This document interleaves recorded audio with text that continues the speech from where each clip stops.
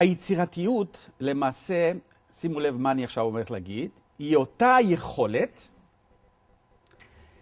לדמיין ולהמציא רעיונות חדשים. היצירתיות היא היכולת שלנו לחלום את האפשרי, וכל מה שנדמה לנו כבלתי אפשרי. עכשיו שימו לב, בעבר ייחסו יכולת של חשיבה יצירתית למתי מעט. זאת אומרת, רק חלק מהאנשים הם יצירתיים. לא כל האנשים יכולים להיות יצירתיים.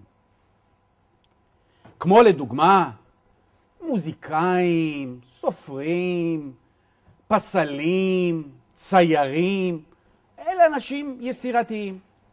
אנחנו למעשה, בזכות היצירתיות, מה שמוגדר האדם החושב במלוא משמעות המילה. אבל במשחקי ספורט, שימו לב, על השחקנים לגלות יצירתיות.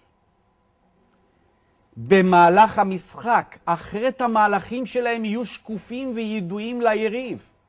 אם אין לשחקן יצירתיות, הוא לא יצליח לנצח. עוד שני, סיור מוחות מתבסס על כמות ולא איכות.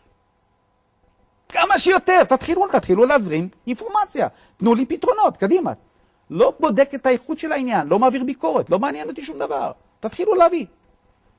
ביקורת גורמת לנו, שימו לב מה היא גורמת. שמישהו מבקר את הרעיון שלי, היא גורמת לי להתעמת, להתמודד ולהתחבר יותר לבעיה, ולכן אני הופך יותר יצירתי ולא הפוך.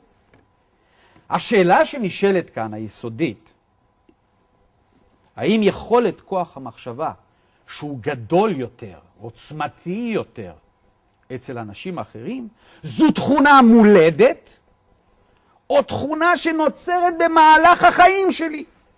זו השאלה.